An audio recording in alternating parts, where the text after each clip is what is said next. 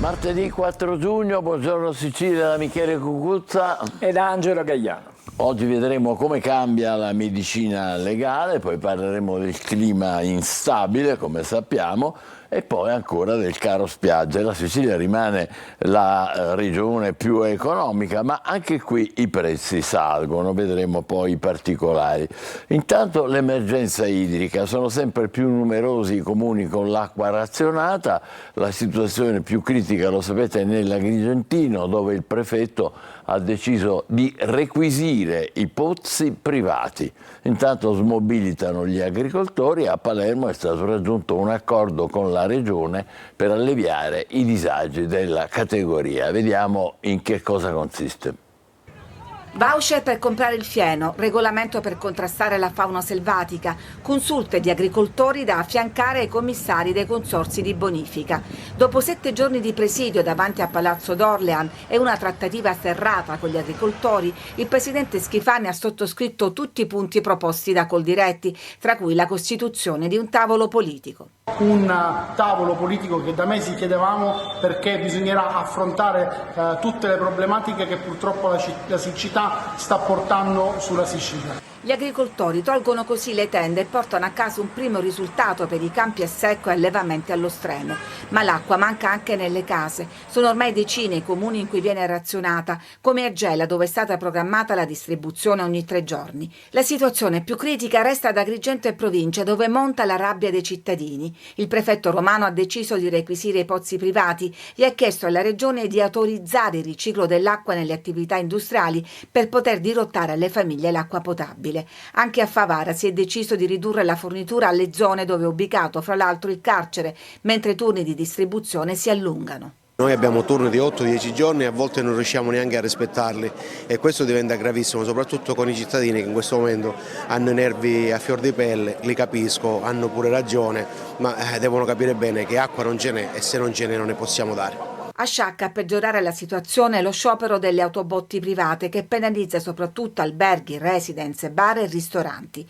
Cittadini e titolari di attività produttive chiedono al sindaco Fabio Termine un intervento di protezione civile per attivare forniture urgenti di acqua e provare ad alleviare i disagi della popolazione e delle attività economiche.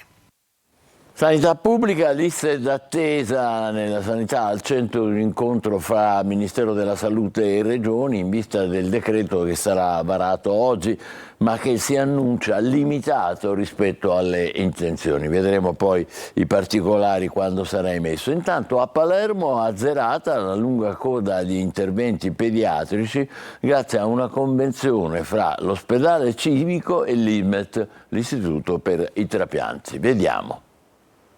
Visite anche nei weekend negli ambulatori pubblici e negli ospedali, straordinari per il personale sanitario per usare la diagnostica per immagini anche fuori orario e sempre nei weekend, e convenzioni fra strutture sanitarie pubbliche. Tutto per abbattere il più velocemente possibile le liste d'attesa in sanità create dagli effetti del Covid, ma in Sicilia anche da ritardi cronici del sistema.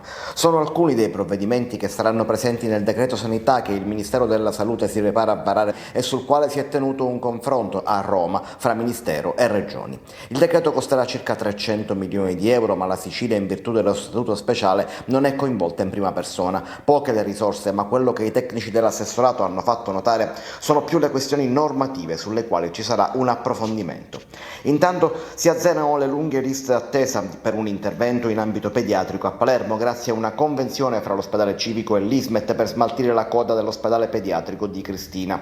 Proprio l'ISMET rende noto che restano soltanto 2 gli interventi da eseguire del lungo elenco trasmesso a fine marzo. Si tratta di rinvii dovuti ad esigenze delle famiglie, interventi che saranno comunque eseguiti nei prossimi giorni. Tornando al piano nazionale, il decreto liste d'attesa sarà varato dal Consiglio dei Ministri, ma conterrà soltanto la parte più urgente dei provvedimenti e poche risorse. Il resto dovrà aspettare un disegno di legge vero e proprio che sarà presentato soltanto dopo le elezioni.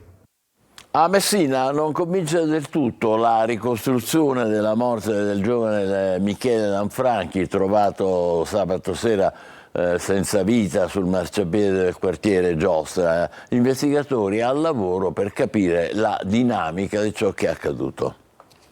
La dinamica dei fatti, quella raccontata dagli amici di Michele Lanfranchi sulla morte del 19enne, non convincerebbe fino in fondo gli investigatori. Il corpo è stato ritrovato sul marciapiede della via Michelangelo Rizzo con la pistola in mano, una 7,65, vicino sarebbe stato trovato anche un bossolo e quindi gli investigatori non escludono nessuna pista e vogliono verificare ancora le varie informazioni. Al lavoro gli uomini e la squadra mobile coordinati dal sostituto procuratore Liliana Todaro che stanno vagliando le testimonianze raccolte finora, quelle dell'amico presso cui il giovane si trovava sabato sera, della sua compagna, dei genitori di lui. Qualche elemento in più potrebbe arrivare dall'autopsia, dagli esami balistici sull'arma e da altri accertamenti. Da quanto emerso dalle testimonianze, il giovane si sarebbe trovato a casa di un amico al quale stava mostrando una pistola che si sarebbe procurato qualche giorno prima. Mentre maneggiava la pistola, all'improvviso sarebbe partito il colpo che lo ha raggiunto al collo. Il giovane, sanguinante, sarebbe stato poi portato in strada in attesa dell'ambulanza, ma quando è arrivata era ormai troppo tardi. Sembrerebbe quasi una messa in scena creata ad hoc. Per questo le persone che erano in compagnia di Lanfranchi sono state sottoposte alla prova dello STUB per capire se qualcuno abbia sparato.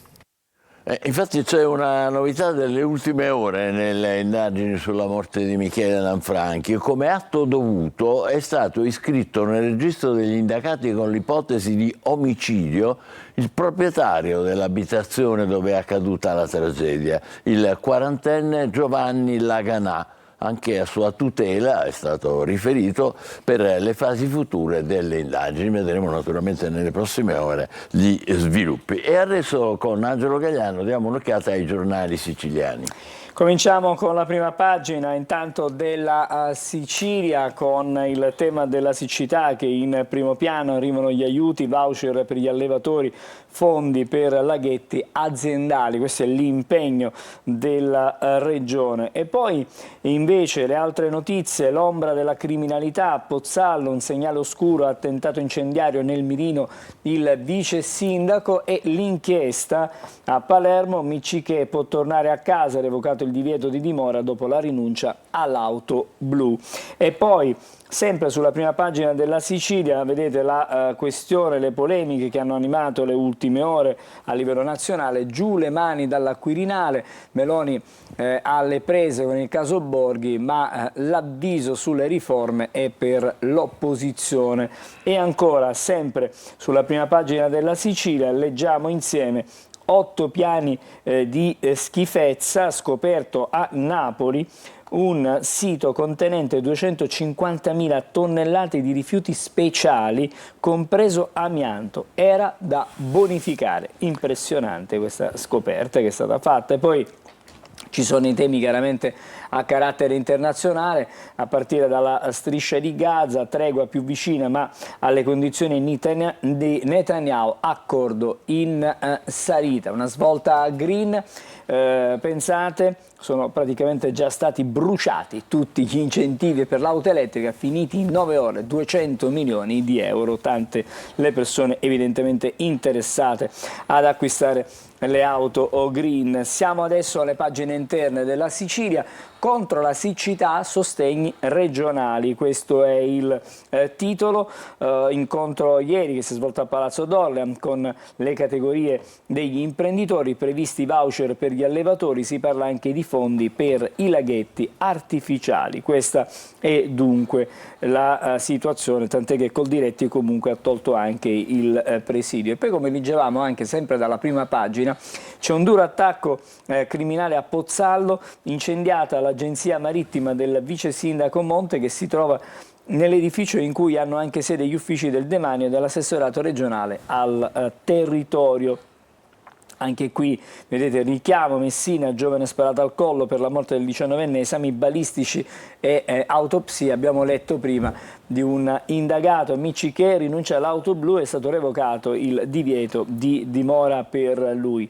La pagina dedicata alla città di Catania e anche alla provincia. Castello Ursino, siamo dunque a Catania, sarà isola il 15, lo aveva anticipato il sindaco Trantino nel corso del suo appuntamento con il sindaco settimanale su Telecolor. Il venerdì il comune ha supposto questa data, ma dice il sindaco è suscettibile di rimodulazione.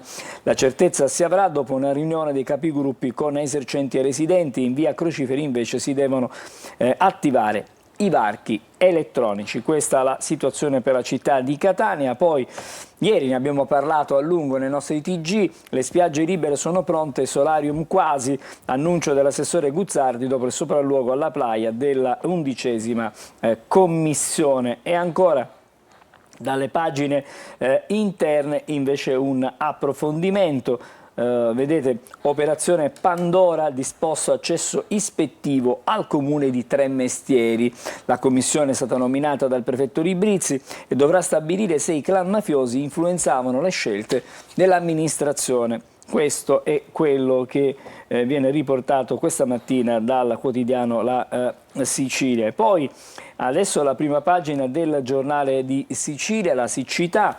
Ecco il piano anticrisi sul giornale di Sicilia: 10 autobotti da acquistare, 77 da riparare, 120 pozzi da scavare, 20 sorgenti da riattivare e nuove reti di collegamento e le opere per frenare l'emergenza in attesa della pioggia. In questo modo la Regione intende spendere i 23 milioni che sono stati stanziati dallo Stato. Intanto arriva l'aiuto agli allevatori, 10 milioni di voucher per il foraggio. Questa è la sintesi di quanto praticamente raggiunto, l'accordo raggiunto ieri con il Presidente della Regione. Ma intanto i disagi nell'Agrigentino, come abbiamo visto, non sono finiti, ancora proteste, a gela, a turni di 3 giorni, disagi dunque legati sempre all'acqua.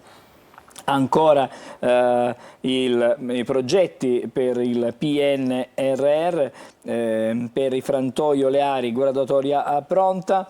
E ancora Salvini chiude il caso Io la Lega rispettiamo Mattarella dopo l'intervento del Presidente del Consiglio. E poi ci sono stati una serie di, ci sono anche delle notizie di cronaca. Nella zona di Prizzi, in auto contro un camion, morto a 20 anni, la vittima di Santo Stefano di Quisquina. A Palermo l'addio a Simone Gnoffo. E ancora il giallo della morte, onorato, esami tecnici su cellulari e fuoristrada, certamente sulle ultime conversazioni e sugli spostamenti. Abbiamo già visto, revocata amici, che il divieto di dimora.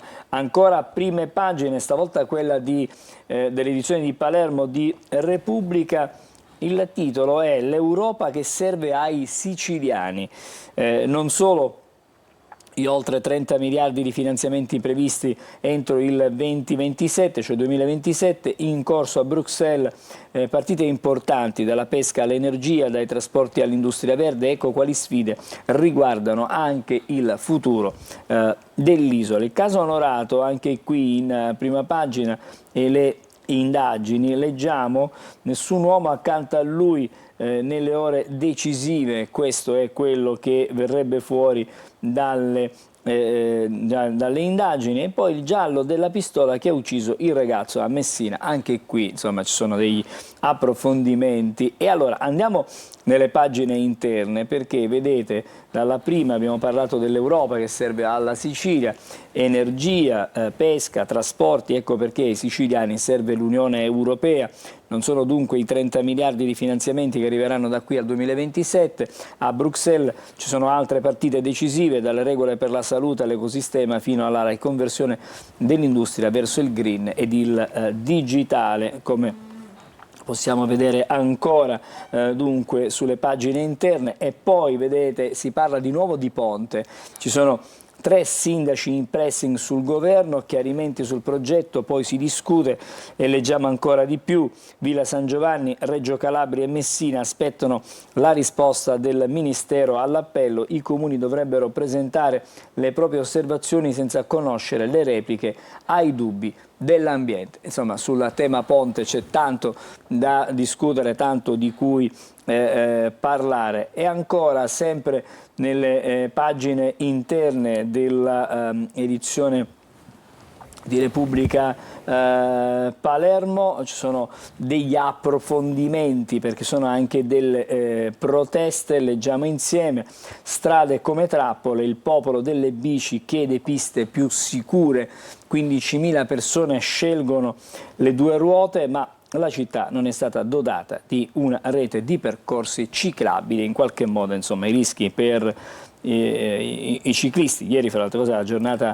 mondiale della bicicletta, sono davvero tantissime. E poi una una curiosità che evidenzia questa mattina il giornale La Repubblica edizione Palermo: il ragazzo di Brancaccio in finale agli europei, la favola di Lauricella, domani a Cipro con la nazionale Under 17, il baby giocatore dell'Empoli sfiderà il Portogallo. Chiudiamo la nostra rassegna stampa regionale con la Gazzetta del Sud e vedete l'unico quotidiano questa mattina a riportare la notizia di cui parlavamo prima. C'è un indagato per omicidio, il proprietario della casa dove la vittima armeggiava con la pistola. A Messina c'è una svolta nell'inchiesta sulla tragedia di Giostra che è costata la vita al 19enne Michele Lanfranchi. Potrebbe essere la svolta nella tragedia di sabato in via Rizzo a Giostra che ha portato alla morte l'operaio 19enne Michele Lanfranchi. La PM Todaro ha iscritto nel registro degli indagati come atto dovuto con l'ipotesi di omicidio il proprietario dell'abitazione dove è accaduto tutto, dunque il quarantenne. E poi la festa di Messina, una folla imponente ha celebrato la patrona di Messina, la processione più partecipata degli ultimi anni. È tornata la folla delle grandi occasioni nel giorno della Madonna della Lettera. La città ha rinsaldato il suo legame di fede e devozione che risale alle origini stesse del cristianesimo, e migliaia hanno accompagnato il fercolo della Vergine con in mano la lettera che secondo la leggenda sarebbe stata consegnata agli ambasciatori messinesi nel 42 d.C. Siamo in chiusura, ancora un'ultima notizia dalle pagine della Gazzetta del Sud. La siccità ancora in primo piano, è corsa contro il tempo, invasi a secco in pochi mesi, è urgente avviare lavori per recuperare risorse idriche riattivando pozzi e individuando nuove sorgenti. La Regione vuole spendere subito i 23 milioni assegnati dalla Protezione Civile e a Gela intanto l'acqua arriva ogni 3 giorni. Ci fermiamo qui. Breve pausa, tra poco i quotidiani nazionali, state con noi. Buongiorno Sicilia.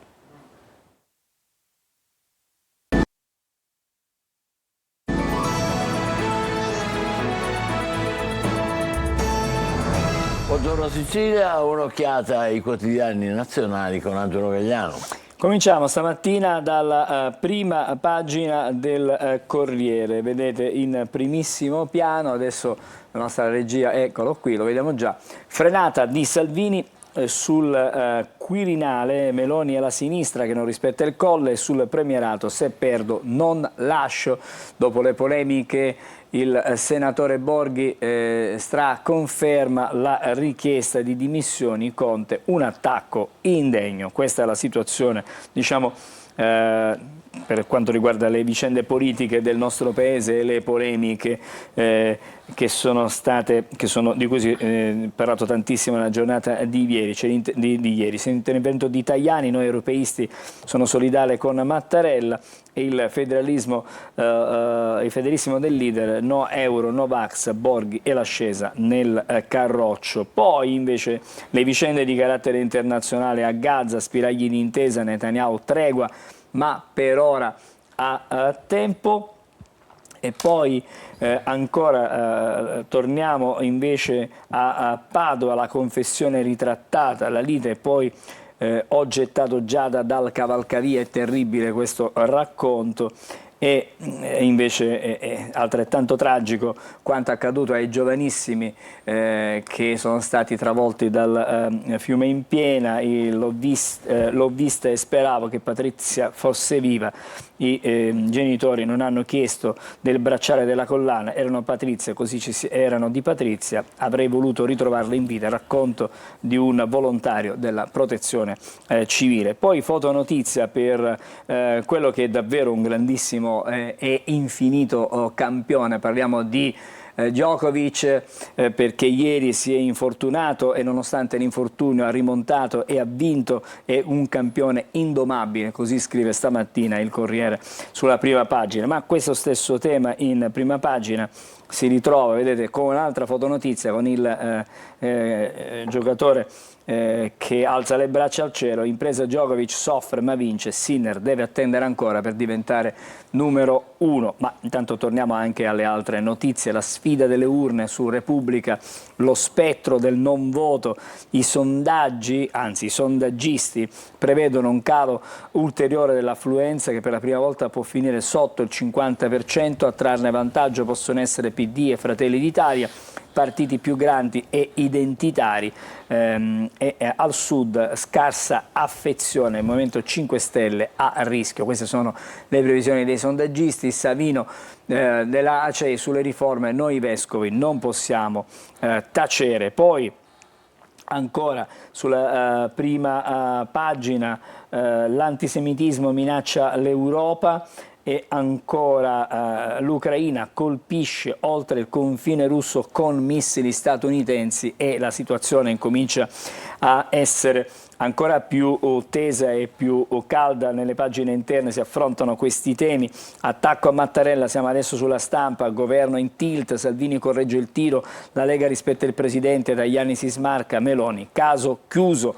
Fotonotizia, stavolta diversa, sulla Stampa, perché c'è una bella immagine della nuova presidente del Messico e vedete, la vedete qui, Sheinbaum, presidente, dovrà guarire il paese dalla violenza. Ma intanto stamattina si registra un altro grave atto, l'uccisione di un sindaco in Messico, dove la situazione è certamente davvero complicata. Allora, lasciamo la prima pagina anche della Stampa, andiamo a vedere qualche approfondimento delle pagine interne a proposito di quanto avviene nei conflitti. Adesso in Medio Oriente leggiamo dal Corriere della Sera: Israele è pronto all'intesa, USA ora tocca ad Hamas, botta e risposta tra Netanyahu e la Casa Bianca, il primo ministro al Congresso il 13 di giugno. Stesso tema, vedete su Repubblica, tregua da Netanyahu, un sì a metà, ora Hamas chiede garanzia Biden, 5.000 attacchi da ottobre a oggi, 60.000 sfollati, l'esasperazione dei pochi abitanti rimasti al confine con il Libano.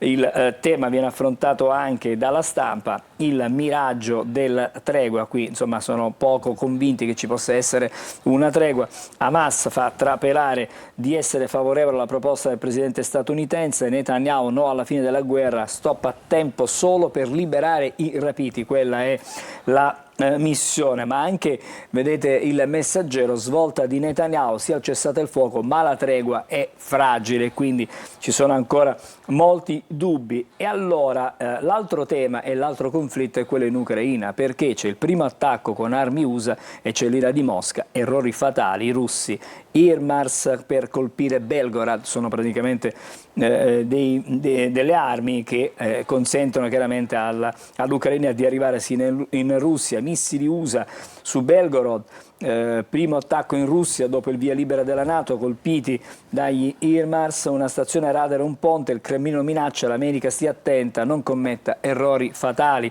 E anche la Stampa, attacco alla Russia, scrive, i missili avrebbero colpito una batteria di S-300 in territorio russo, se confermato sarebbe il primo blitz con armi occidentali fuori dall'Ucraina, furiosa reazione del Cremlino, errori di calcolo dalle conseguenze fatali, così dicono i russi. E lo stesso tema, vedete, l'attacco in terra russo, siamo sul Messaggero, con le armi degli USA, Kiev colpisce Belgorod, il primo blitz dopo l'autorizzazione di Washington, distrutti i sistemi antiaerei e Mosca minaccia la Casa Bianca, il primo errore avrà conseguenze fatali. Lasciamo questo tema, invece veniamo alle vicende italiane con la Meloni che bacchetta Salvini su Mattarella, ma è la sinistra, dice che non lo rispetta. La Premier in TV prende le distanze dall'alleato, nella Lega nessuno in difesa del leader. Ancora dalle prime pagine, gli approfondimenti dalle prime pagine, il titolo di apertura di Repubblica stamattina: c'è il pericolo, il rischio del non voto, il partito dell'astensionismo incombe sul voto, sarà maggioritario, la tornata europea secondo i sondaggisti e i politologi potrebbe passare alla storia per l'affluenza per la prima volta inferiore al 50%. Queste sono le previsioni. Torniamo adesso alle prime pagine e andiamo a vedere il giornale. Ore decisive per la tregua, Gaza, pressing mondiale su Hamas, e poi ancora Meloni, il Quirinale, Salvini ha chiarito. Questa insomma la sua ha messo fine così a questa vicenda. Poi Avvenire, che ha un'apertura diversa, incontro ai migranti, il Papa a parlare, avvicinandoci a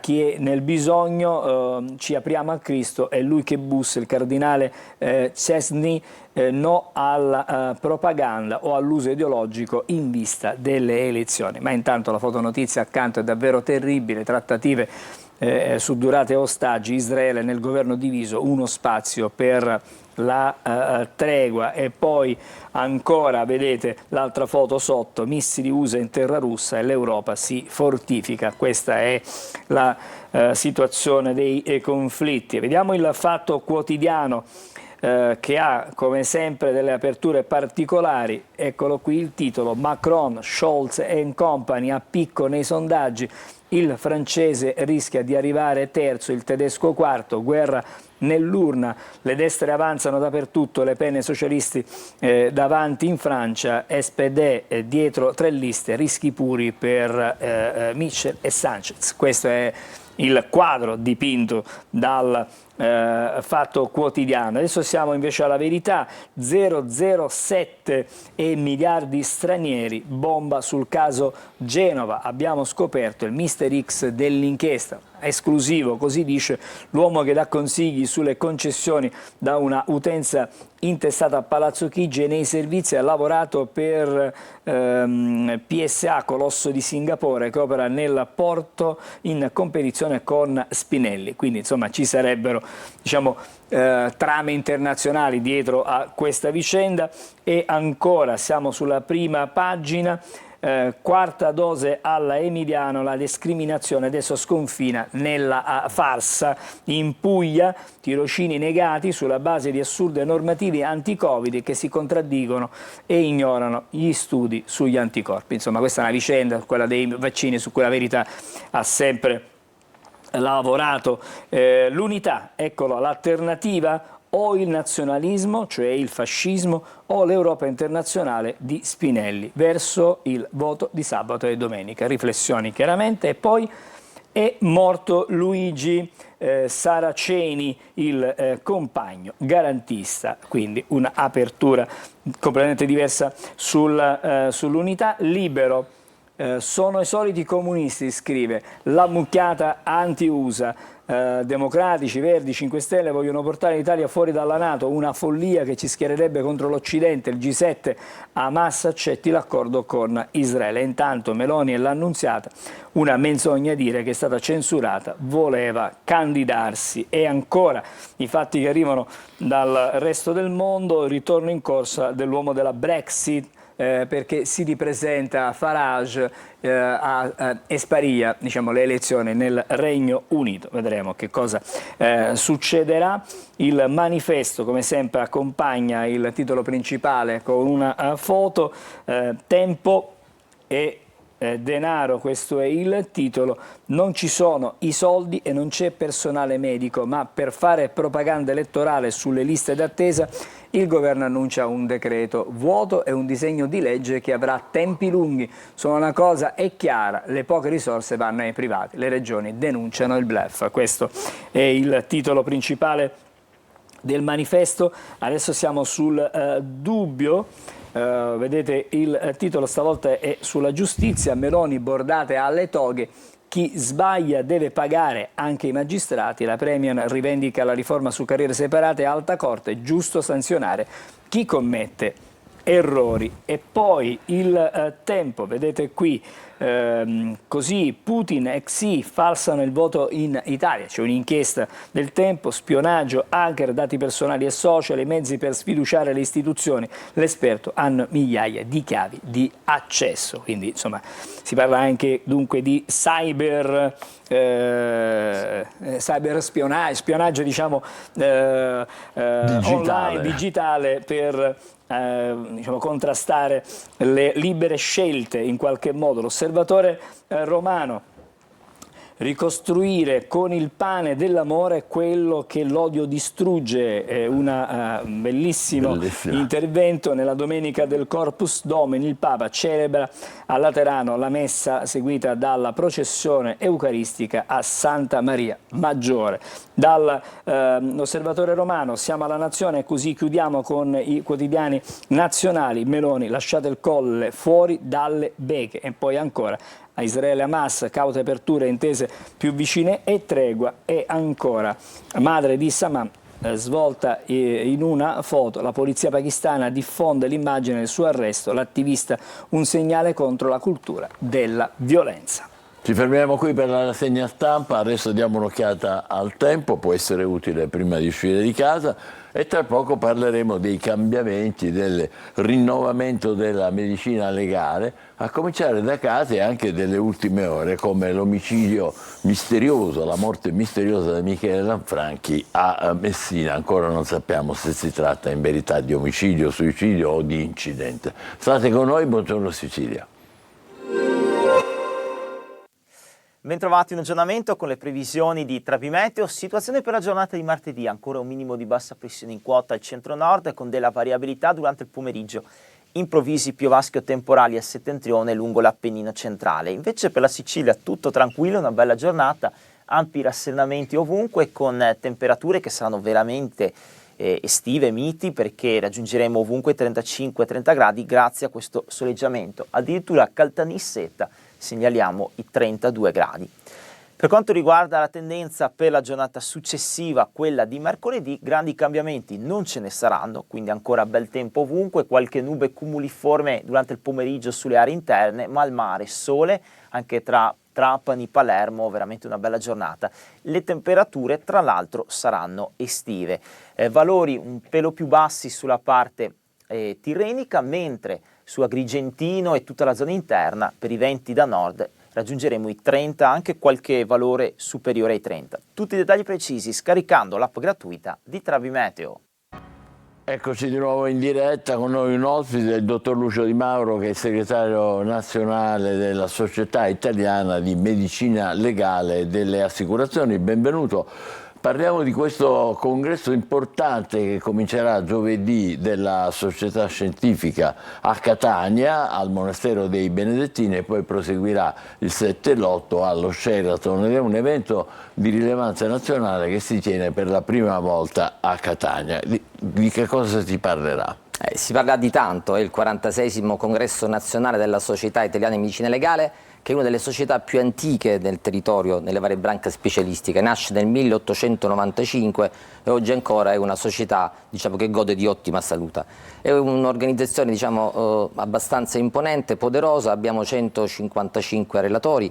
In questi relatori abbiamo invitato esponenti del governo, esponenti del mondo accademico, abbiamo tutti gli istituti di medicina legale dell'Università d'Italia, questo grazie anche alla collaborazione della nostra cattedra di medicina legale dell'Università di Catania, diretta dal professore Pomara, e abbiamo come dire, un panorama ampio di delicati argomenti che passano e traslano dalla responsabilità professionale, che è un delicato, diciamo, momento, perché vi è stato anche un tentativo di riforma con una impostazione del ministro Nordio, che ha costituito una diciamo, commissione ad hoc per cercare di riformare la vecchia legge, insomma mai vecchia, quella cosiddetta legge Gelli Bianco. Si parlerà anche, diciamo, di disabilità, è un altro argomento delicato, si parlerà di carceri e salute, si parlerà di tutte quelle tematiche tecniche della patologia forense, quindi si spazierà dalla tossicologia forense alla genetica, insomma di più. Parlerete anche, se non sbaglio, dottore, di morti sul lavoro, che è una piaga che purtroppo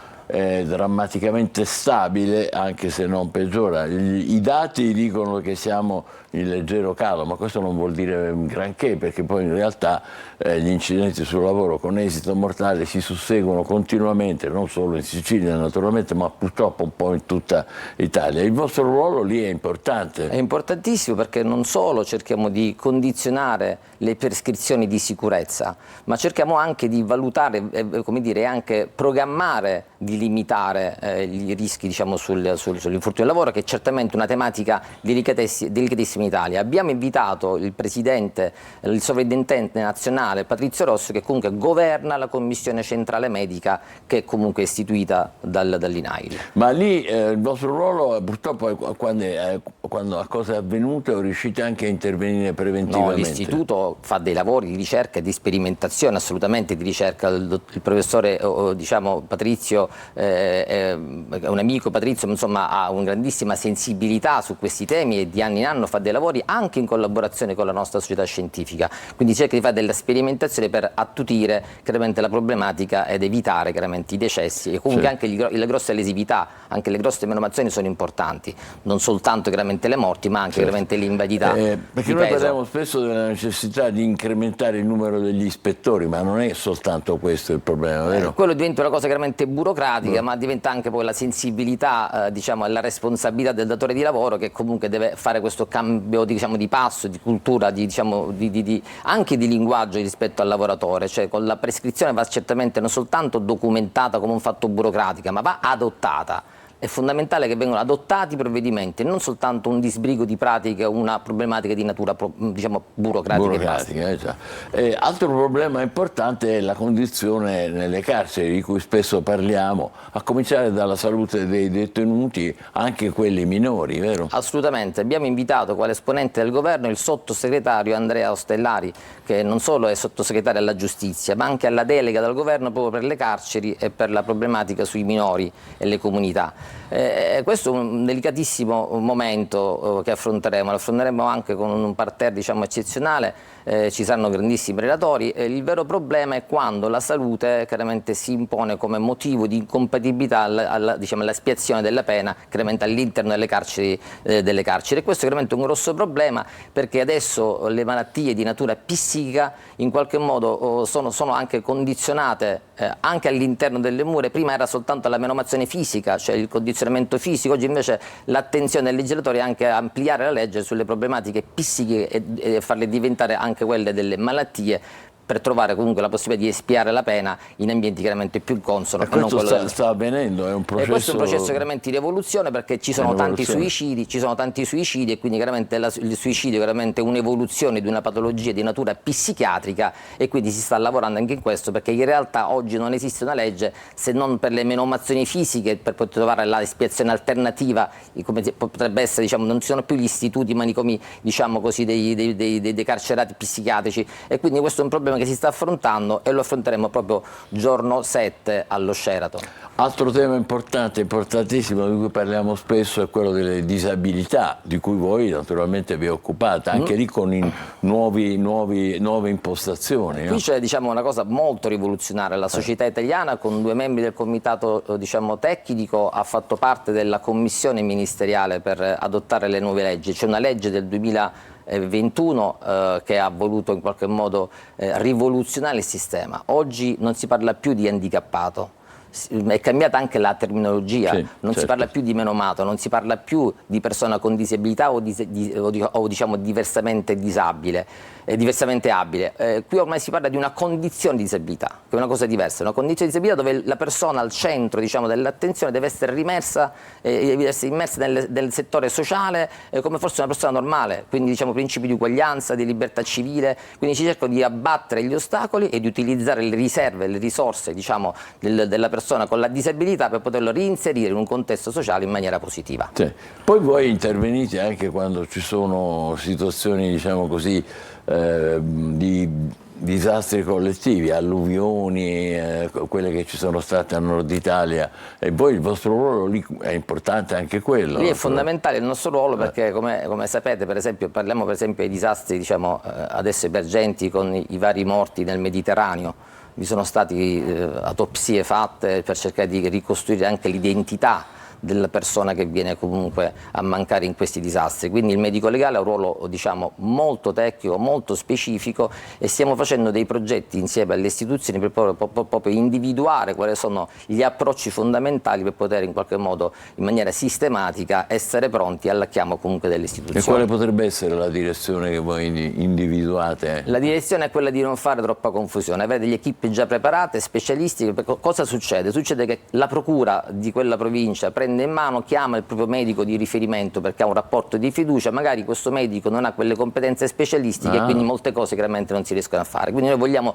programmare, invece istituire chiaramente un sistema che possa essere già pronto con delle persone specialiste che possono dare quel contributo utile chiaramente ai fini di giustizia. Dopodiché entriamo nei casi di attualità, di quelli che noi chiamiamo di cronaca, dove si tratta invece purtroppo della vita e della morte delle persone, come i casi recenti che ci sono stati, la morte ancora misteriosa per esempio dell'imprenditore neonato a Palermo, in generale senza volerla coinvolgere direttamente. Ecco, ma lì il vostro ruolo è anche quello fondamentale, perché il magistrato si chiede prima di tutto a assolutamente, voi. Spesso, anzi volentieri, in tutte le cause violente il medico legale entra già direttamente, diciamo, nello scenario, nel teatro, diciamo, del cosiddetto reato, della scena, diciamo, del crimine. Il medico legale non solo cerca di individuare le tracce biologiche, cerca di individuare quegli elementi che possono dare una ricostruzione dei fatti, anche nella dinamica della lesività,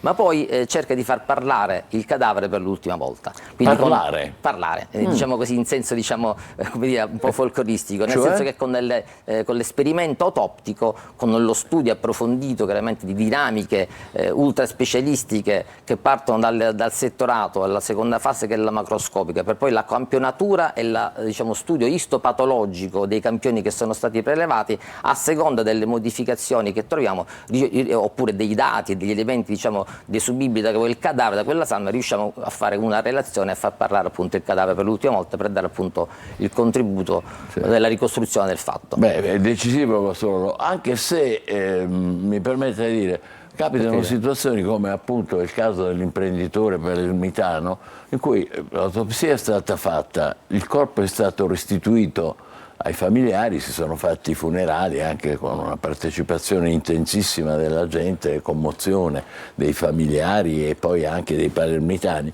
Però si continua a dire è un mistero, e allora non si capisce bene, la gente dice ma scusa, se l'autopsia è stata fatta come si fa a dire che è ancora un mistero la morte di questa persona? Adesso ci permettiamo di fare il caso di questa persona, ma è un discorso più generale, ecco, non vogliamo... Non entro nel merito perché non conosco chiaramente il fascicolo, non posso permettere di esatto, assolutamente, ma diciamo in genere la medicina legale riesce a riscontrare la causa della morte, la natura della morte, la dinamica la cerca di ricostruire, che poi diciamo il contributo della medicina legale è un tassello che insieme a tanti altri tasselli che possono essere le testimonianze, che possono essere le intercettazioni, che possono essere... da sola non può bastare. No, è un tassello fondamentale, importante. La causa della morte possiamo dire che è di soffocamento, poi se è suicidio, un suicidio anomalo oppure un omicidio, chiaramente questo o anche poi... l'istigazione al suicidio, questo poi chiaramente è il magistrato che raccoglie le altre prove con la polizia giudiziaria per poter poi fare un'epiclisi e cerca di trovare la verità. Ecco perché possono succedere questi fatti come quelli che abbiamo appena detto. Comunque, in ogni caso, per concludere, la vostra, come dire, il vostro lavoro non solo è decisivo, importantissimo sempre di più, ma anche in evoluzione. Eh sì, noi riteniamo che la medicina legale abbia un valore proiettato anche alla medicina clinica. Pensiamo per esempio al medico legale che possa essere subito disponibili nei pronto soccorsi per dare subito dei dati tecnici nelle violenze di genere, per esempio degli anziani, nelle donne, l'abuso ai minori, quindi avere la prontezza, perché noi spesso siamo chiamati, diciamo, a evento deluttuoso, magari denunciato dopo magari da 6 mesi, invece avere anche la disponibilità nel territorio della medicina clinica può essere anche fondamentale. Lì avete diritto di intervenire subito? Potete? Certo. Il medico legale può...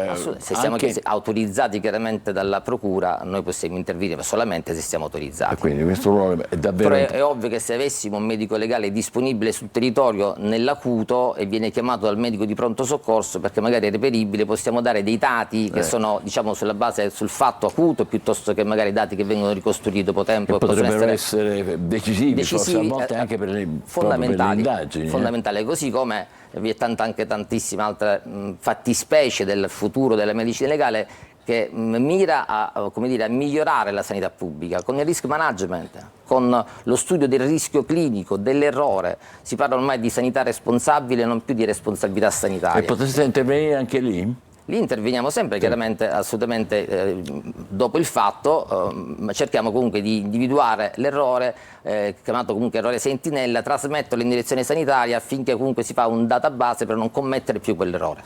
È importante davvero il vostro ruolo in continua evoluzione, lo vedremo a Catania a partire da giovedì e poi ancora al Monastero dei Benedettini e poi ancora il 7 e l'8 allo Sheraton di Catania. Prima volta che si tiene un congresso di importanza nazionale come questo che riguarda la medicina legale. Buon lavoro e grazie per essere stato con noi, al dottor Lucio Di Mauro. Adesso noi facciamo una breve pausa e poi parleremo dell'estate alle porte, anche se il clima è ancora piuttosto strano come al solito. State con noi, buongiorno Sicilia, a più tardi.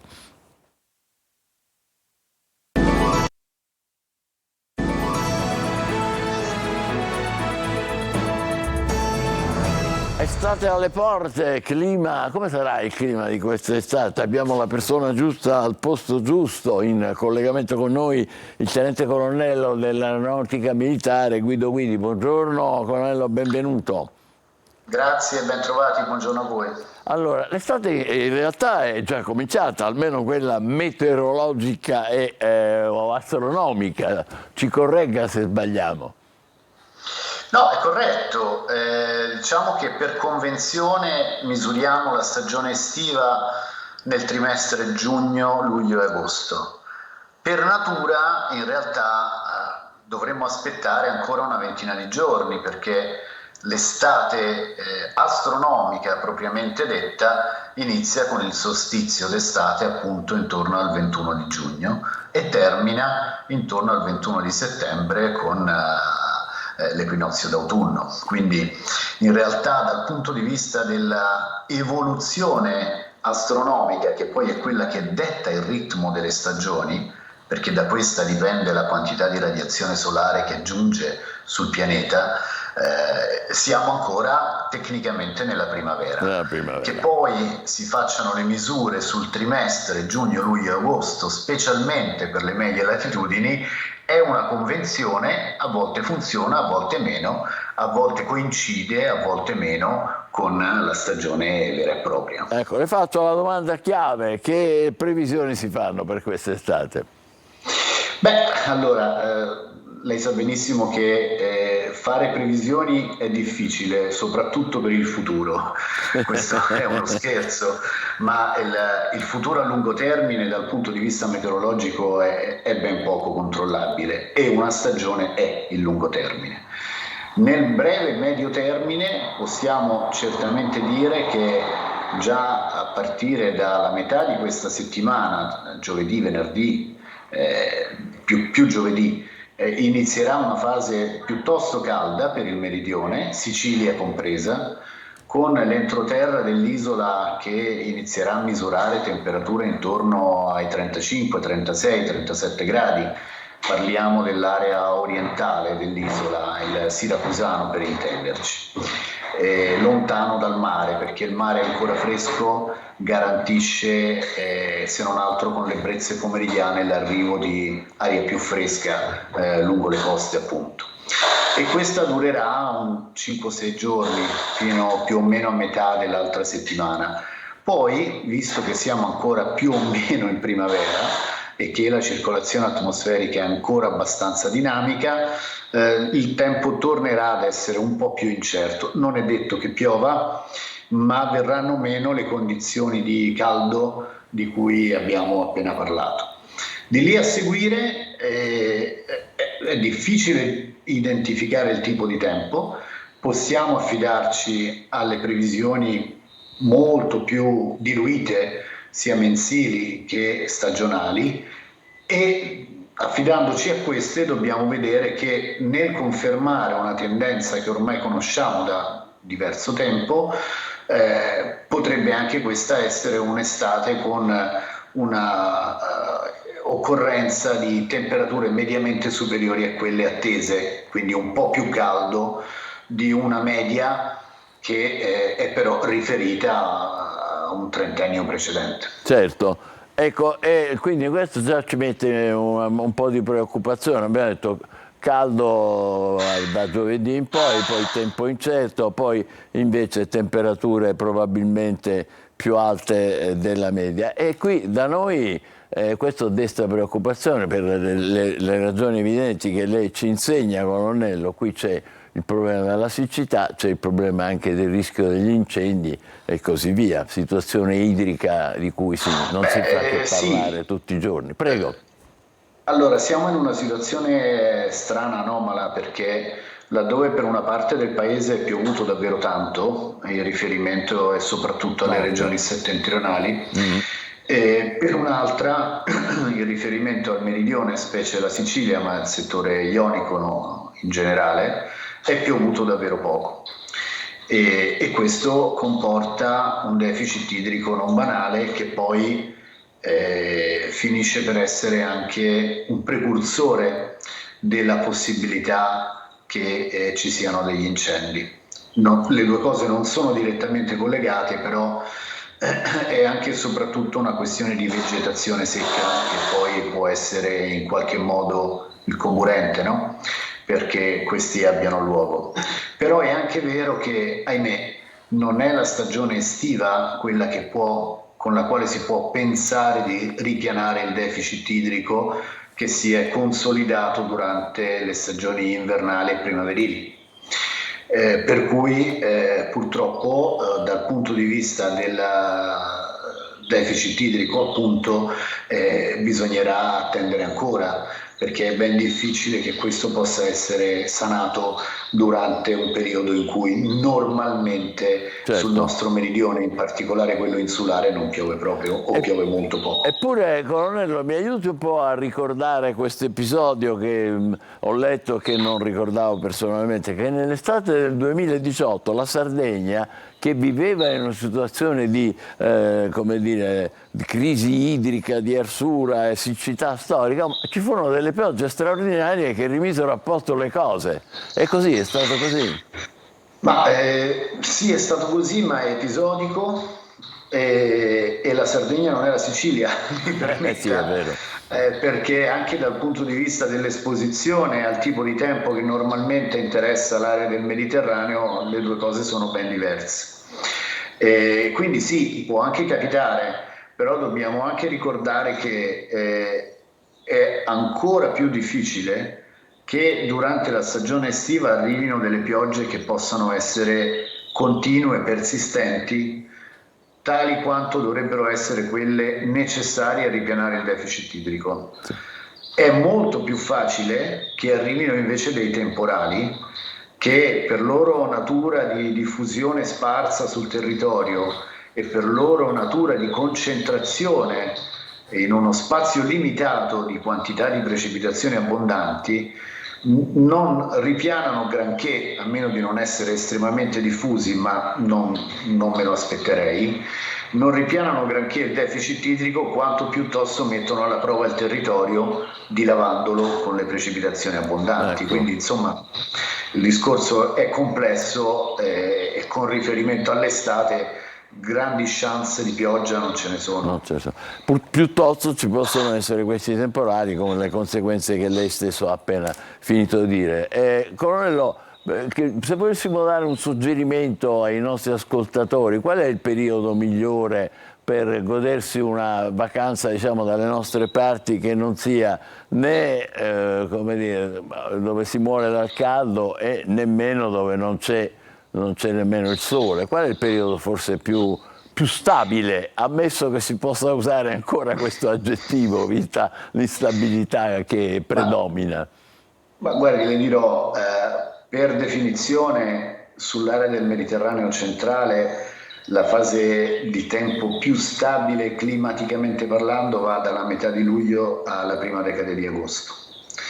Quella però è anche la fase in cui c'è una maggiore probabilità che le temperature siano più alte, ma le due cose sono strettamente correlate. Quindi più che andare a consigliare un periodo, che non sarebbe il mio mestiere, certo. Io direi piuttosto che, considerata la eccezionale bellezza del territorio siciliano, non mi farei tanti problemi di periodo e ci andrei semplicemente a visitarlo in qualunque periodo dell'anno, a maggior ragione in estate. Fantastico, questo è molto bello e molto incoraggiante, naturalmente, e noi la ringraziamo molto. Ma più in generale, ecco, questa instabilità del clima, per chiudere, Colonnello, ci aiuti un po' a capire, è duratura, è ormai, come dire, una tendenza a cui dobbiamo abituarci, oppure è soltanto così, questa è una fase? Ma se ci riferiamo a questa stagione, in realtà è un po' strano che questo ci colga di sorpresa. A me no, a noi del mestiere no, nel senso che la primavera non è una stagione stabile, la primavera è una stagione molto dinamica, quella che stiamo avendo conferma quanto appena detto, e quindi è instabile nella sua normalità.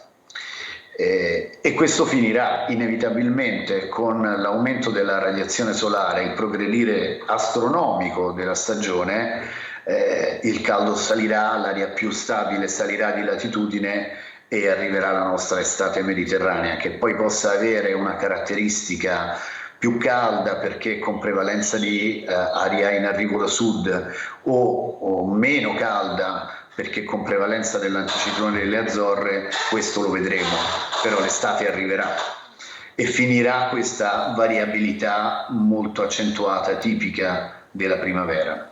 Con riferimento al lungo periodo, il clima si misura in tanti intervalli di tempo. Quello stagionale 1 è il più piccolo, se vogliamo, e di questo abbiamo anche appena parlato.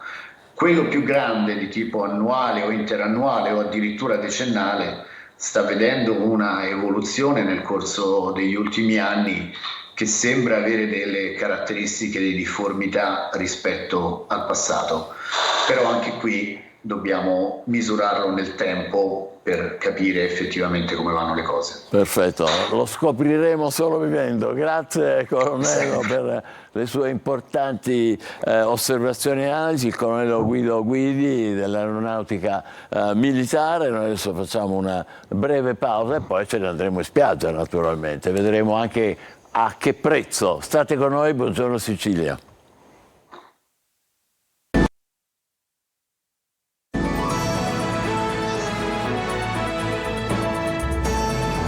Buongiorno Sicilia, caro spiagge o quasi, perché in realtà le spiagge siciliane sono le più economiche del paese, anche se i prezzi, abbiamo già visto ieri nel nostro telegiornale, cominciano a salire. Con noi Salvo Nicosia, che è presidente di Federconsumatori Catania, benvenuto. Grazie.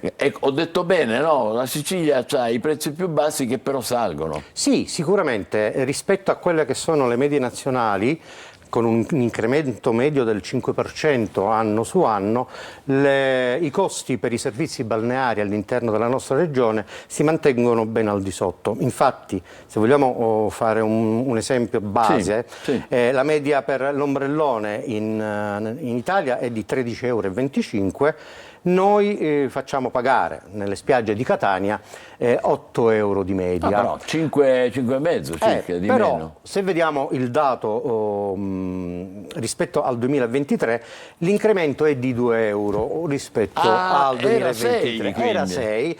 Se volessimo leggere in percentuale, i dati ci fanno paura, perché è un incremento del 33%. È altissimo, ma trattandosi di piccole cifre ci possiamo stare.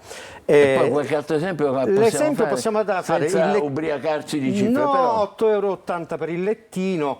E i dati Com'è il lettino aumentato dello 0,80? No, 8,80 € per una giornata di lettino. Anche in questo caso il 33% di aumento, perché era 6,50 €. Ah, 33% anche lì. 33%. Mentre per quanto riguarda gli abbonamenti giornalieri, questo è interessante, i costi sono sicuramente contenuti perché abbiamo a persona 27 € contro una media nazionale di oltre 33,50 €. Caspita. Ecco, significativi sono i costi invece per l'abbonamento mensile, il famoso tesserino per gli ingressi al Lido, o addirittura l'abbonamento stagionale, dove per l'abbonamento trimestrale, quindi 15 giugno, 15 settembre, classico a Catania, stiamo sotto i 1.000 € a persona, contro una media nazionale di 2.088 €. 2.000 €, ragazzi. Ok, e l'abbonamento mensile siamo intorno ai 385 €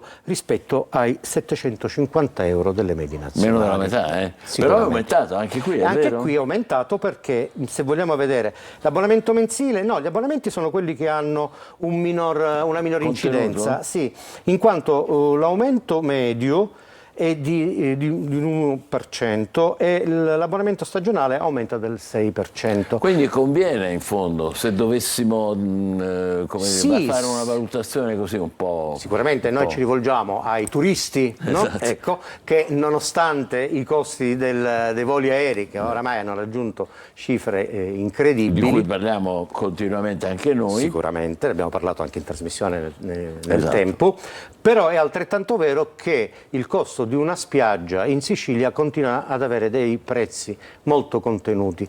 Dovremmo anche comprendere, c'è anche un po' un risvolto della medaglia, la recente sentenza del Consiglio di Stato ha cassato la norma riguardo la proroga delle concessioni balneari.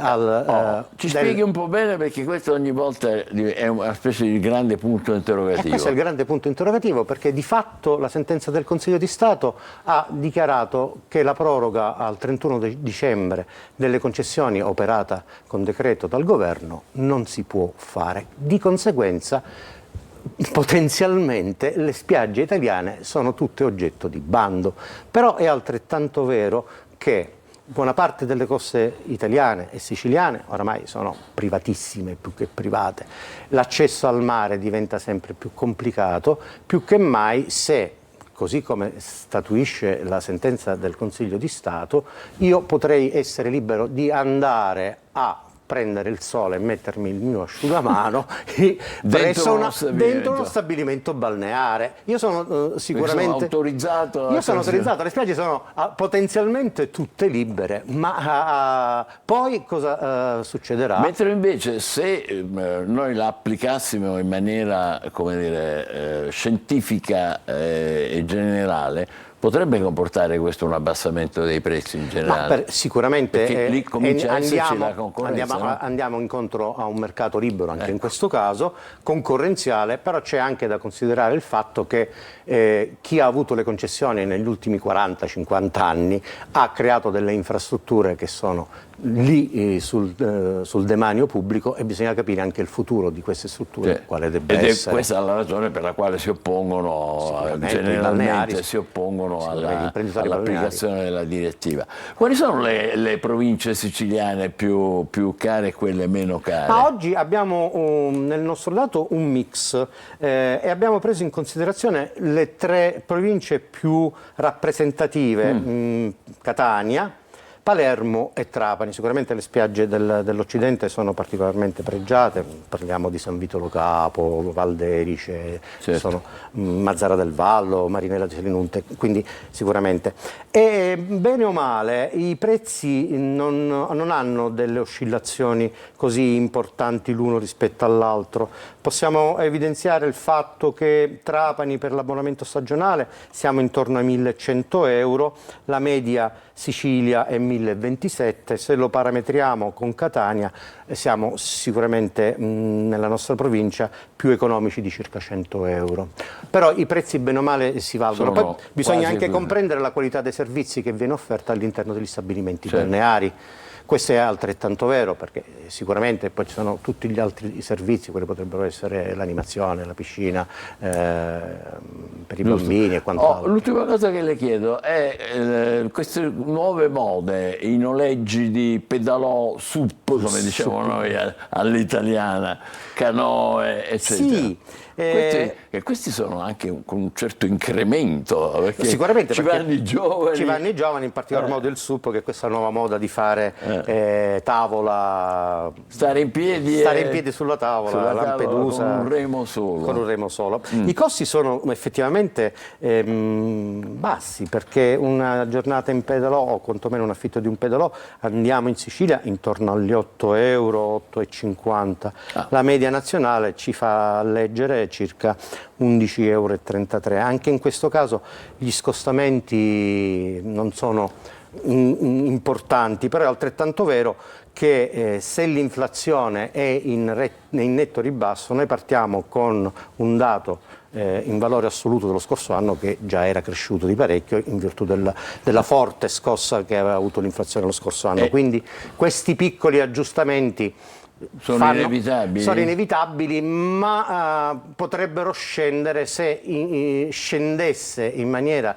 interessante anche l'inflazione, perché sì, è vero che oramai ci siamo fermati, ma il dato inflattivo è cresciuto negli ultimi 2 anni, almeno dallo scoppio della guerra, e tendenzialmente si va ad un ribasso che è di decimali e non di punti percentuali importanti. Lettini e sdraio, che poi interessano tutti. Lettini e sdraio, ripeto, Catania ha un dato medio di 8,80 € rispetto al dato regionale di 8,77 €, le sdraio 5,50 €, pienamente in linea. Però io volevo evidenziare anche una novità che si sta evidenziando in questa stagione estiva appena iniziata, dove addirittura ci sono nuove strategie per poter risparmiare e al consumatore dobbiamo dare qualche informazione. Interessante, dica pure. Ci sono delle app che possiamo scaricare sui nostri telefonini, all'interno della quale possiamo vedere se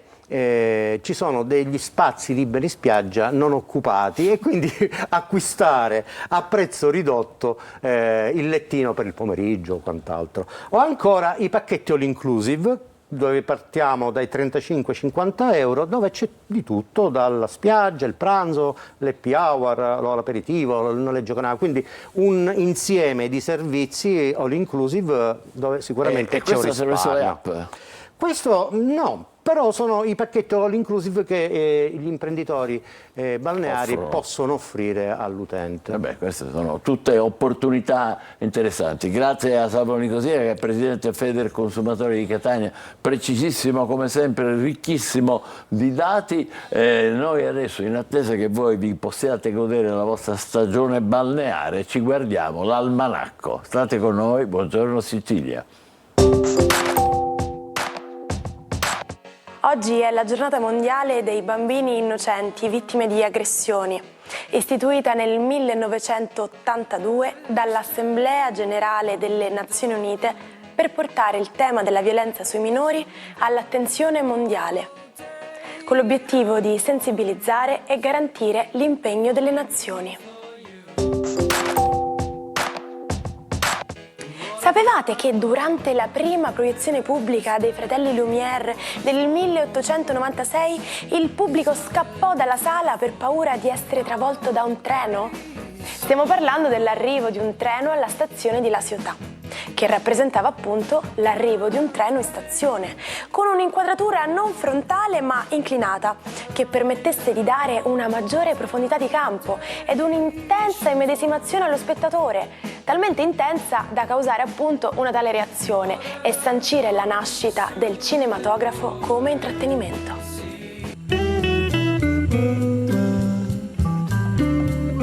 E adesso è il momento delle stelle e delle tazzine di caffè. Vediamo un po'. Ciao Marco, come va? Buongiorno Michele, buongiorno Angelo, buongiorno Sicilia. Allora, questa tazzina ce la illustri tu. Allora, questa è design, per adesso una maggiore attenzione al design italiano, Sì. è in parte acciaio e in parte ceramica. Ehm, Però smontabile anche, eh? Esattamente, di una nota linea di design italiana di cui per correttezza non faccio il nome, però come sempre sostengo il design italiano è un grande capolavoro apprezzato in tutto il mondo, Non dalla c'è dubbio. tazzina al mobile alla lampada, assolutamente. Ma pure il caffè però, è vero? E beh, sì, anche il caffè italiano è il più buono del mondo. Esatto. Beato te, ti Non è invidiamo. Eau de Allora, Chaussette oggi chi prendi di mira con le... Che è successo? Cioè, siamo spenti? Ma non siamo in continuità. C'è un problema serio.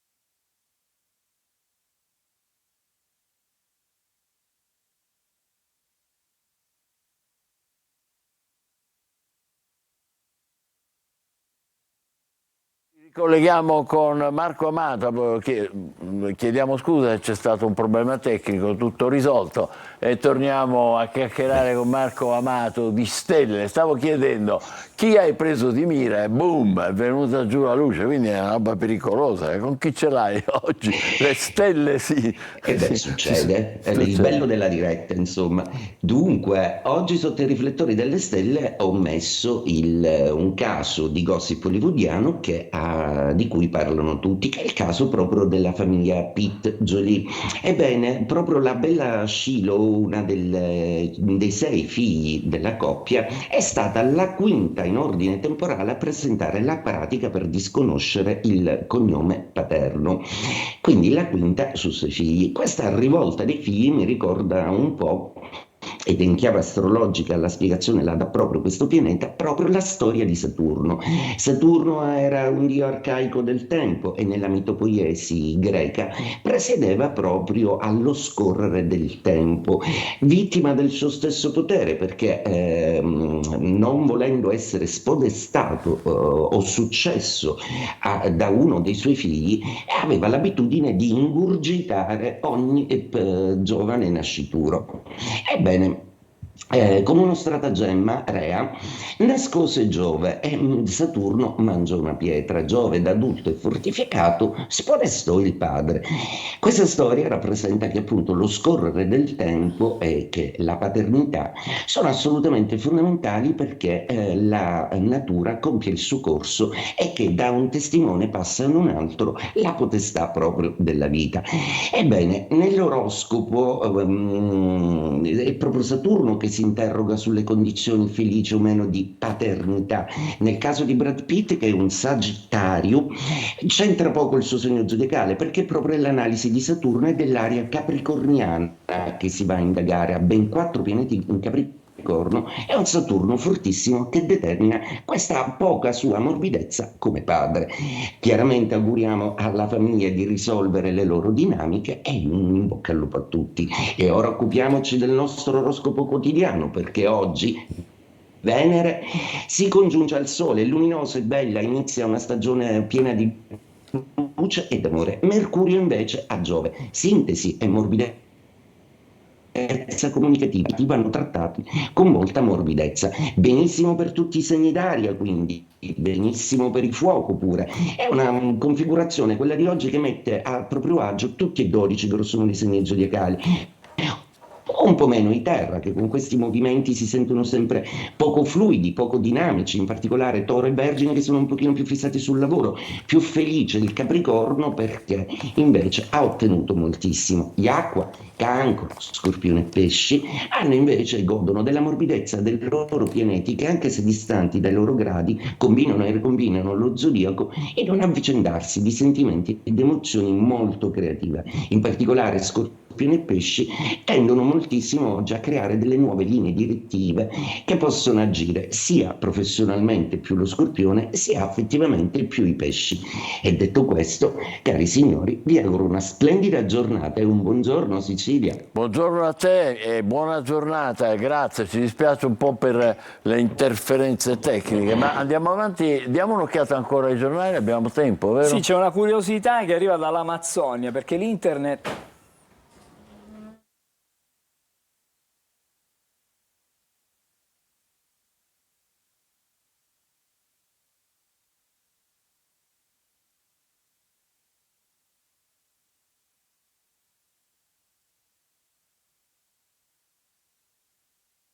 Siamo di nuovo in onda, scusate, ci sono delle interruzioni della diffusione dell'energia elettrica. Dicevi qualcosa sui quotidiani? Sì, dicevano che semplicemente in Amazzone è arrivato finalmente internet. Allora Musk ha sconvolto quelli che erano gli indigeni, una tribù è uscita da secoli di isolamento, in 9 mesi è cambiato tutto, questa è la situazione. È riuscito a sconvolgere anche l'Amazzonia Elon Musk. Vabbè, allora direi di chiudere con l'ultimo blocco che riguarda Bruce Springsteen, per salutarci.